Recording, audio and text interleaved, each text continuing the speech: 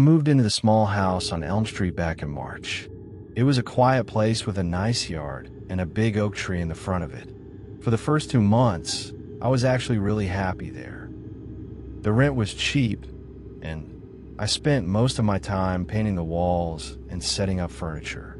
It felt like a fresh start.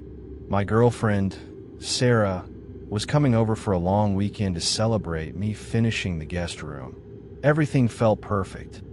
We ordered pizza and watched a movie on Friday night. It was the kind of night where you feel completely safe. Around 11 p.m., Sarah went into the bathroom to brush her teeth. A few minutes later, she poked her head out. "Does your HVAC system always make that clicking sound?" she asked. I listened for a second. "It's probably just the metal pipes expanding," I told her. "Old houses make noises like that all the time." She shrugged and went back to the bathroom. But after she left on Sunday, the house felt different. I couldn't stop thinking about what she said. That night, I turned off all the lights and sat on the floor in the hallway. I just wanted to listen. Then a pause. Then it would start again. It was very rhythmic. It didn't sound like a machine. A machine has a hum or a rattle. This sounded like a fingernail tapping against a metal grate. It was slow and deliberate. I told myself I was being paranoid. I went to bed and tried to sleep. But 2 nights later, the sound moved. It wasn't in the hallway anymore. It was directly above my head. The vent in my bedroom is right over the pillow. I laid there in the dark, staring up at the ceiling. The street lamp outside cast a dim light through the blinds. I saw something. A small glint of something, what was moving behind the metal slats of the vent. It looked like a human eye reflecting the light. I didn't scream. My heart was beating so hard I could feel it in my throat. I stood up on my bed, my hands shaking. I grabbed a screwdriver from my nightstand and unscrewed the vent cover. As the metal plate came loose, a small piece of paper fluttered out. It landed on my pillow. I picked it up. It was a handwritten note. It said, "You look peaceful when you're dreaming." I froze. I didn't call the police right away. I couldn't move. The thought that someone had been inches from my face while I slept made me feel sick. When the police finally arrived, they went into the crawl space behind the walls. They found things that still haunt me. There were beds made out of my own attic insulation. They were tucked into the corners of the walls where the vents connected. The person had removed the screws from the inside. They had been traveling through the walls of my house like a ghost. The police found food wrappers and empty water bottles. They even found a small hole drilled into the wall of my shower. But the worst part was what they found near the bedroom vent. It was a pair of my own kitchen scissors. I had lost them a week ago. Someone had used a stone to grind the blades. They were sharpened to a point, like a needle. The police never found him. There were no fingerprints, no DNA, just a series of empty spaces in my walls where a human being used to live. I moved out the next day, but I don't sleep peacefully anymore. Every time I hear the heat turn on in my new apartment, I start to shake. Sometimes I think I still hear that rhythmic tapping. I know he is still out there, and he knows exactly what I look like when I'm sleeping.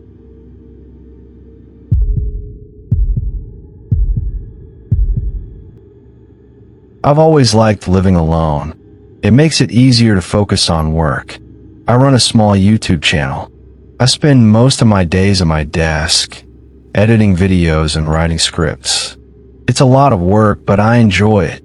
Because I work from home, I stay in a pretty strict routine. My apartment was small, but it was enough for me. Everything had its place. I felt productive. I felt safe. Life was good. I started noticing small things about 3 weeks ago. It began with the groceries. I usually buy a 6-pack of soda every Monday. By Wednesday, I noticed there were only 3 left. I didn't think much of it. I figured I was just stressed from work and drinking more than I realized. I'm a busy person. Sometimes you just forget things. Then a bag of chips went missing. Then some bread. I started to get a little annoyed with myself. I thought I was becoming forgetful. Maybe I was sleepwalking. I had heard stories about people eating in their sleep. It was a weird thought, but it was better than the alternative. Last Tuesday, I was in the kitchen. It was late, maybe 12:15 a.m. I was making a turkey sandwich because I couldn't sleep. The house was very quiet. The only sound was the knife hitting the cutting board. That's when I heard it. It was a long, heavy exhale, a ragged breath. It sounded like it was coming from right behind the pantry door. I froze. I didn't move a muscle. I just stood there with the knife in my hand, staring at the wood of the door. I told myself it was the refrigerator. Old appliances make weird noises all the time. Everyone knows that. I waited for 30 seconds. Nothing. I forced myself to walk over and pull the handle. I expected someone to jump out. My heart was hitting my ribs like a hammer. The pantry was empty. It was just the usual stuff. Cans of soup, boxes of pasta, and my cereal. But then I saw the stool. I keep a small wooden stool in the corner to reach the high shelves. I hadn't used it in days. But now, it was sitting right in the middle of the floor. I pushed it back into the corner. My skin was crawling, but I told myself I was just tired. I went to bed and locked my bedroom door. I didn't sleep at all that night. Every time the house creaked, I sat up in the dark, listening. The next morning, I went back into the pantry to get some coffee. The sun was shining through the kitchen window. It made everything look normal again. I felt stupid for being so scared the night before. Then I looked at the floor. On the white tile, right near the back wall, there was a single, muddy footprint. It wasn't mine. I don't wear shoes in the house. I looked at where the footprint was pointing. It was facing a small service panel in the back of the pantry. It's a wooden square that leads to the crawl space and the attic. I looked up. The panel was slightly tilted. It wasn't closed all the way. My stomach dropped. All those nights I heard thumping sounds. I thought it was just the house settling. I thought it was the wind, but it wasn't. It was a person. Someone had been climbing down from the attic every night.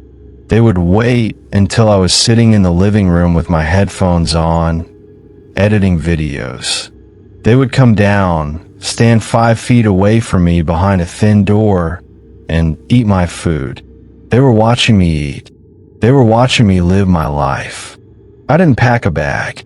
I didn't grab my computer. I didn't even put on my shoes. I grabbed my car keys and ran out the front door. I called the police from my car. They searched the attic 10 minutes later. They found a sleeping bag, several of my missing soda cans, and a small pile of my mail. But the person was gone. There was a second vent in the roof that had been pried open from the inside. They must have seen me run out and realized the game was over. I never went back to that apartment. I broke my lease and moved across the state. I still don't like being in kitchens at night. Sometimes, when it's very quiet, I think about that sandwich I left on the counter. I wonder if he came down and finished it after I left. The police never found him, and I still wake up in the middle of the night thinking I hear someone breathing in the dark.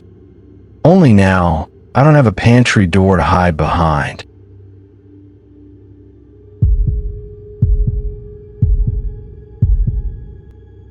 My name is Ethan.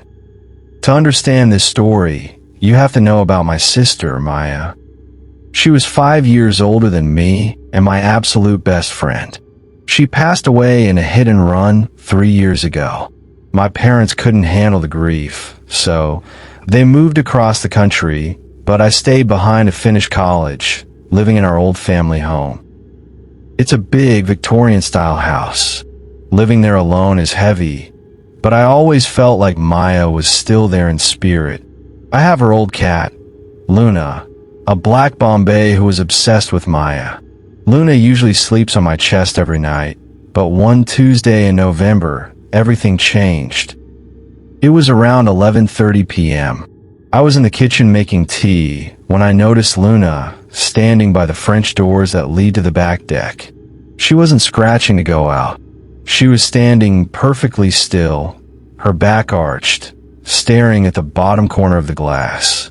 I walked over, thinking it was a raccoon. I flicked on the deck light, but there was nothing there, just the empty wooden chairs and the dark woods behind the yard. I picked Luna up, and she was vibrating, not purring but shaking with fear. I locked the door and went upstairs to bed. I woke up at 3:15 a.m. to the sound of rhythmic tapping. It was coming from a window right next to my bed. I looked down, and Luna was under the bed, her eyes glowing in the dark, fixed on the window.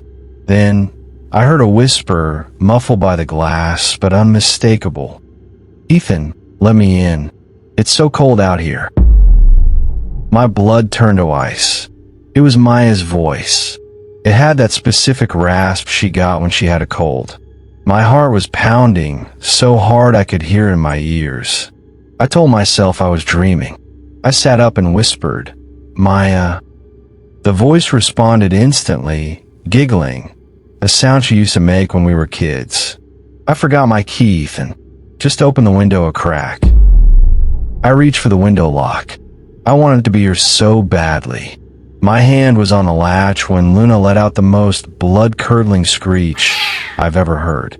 She jumped onto the windowsill, hissing and pawing at the glass. That scream snapped me out of it. I grabbed my flashlight and shined it directly through the glass. There was no one on the roof. No Maya. But as I panned the light down, I saw a hand pulling away from the ledge. It wasn't a girl's hand. It was huge, with long, yellowed fingernails and skin that looked like gray parchment.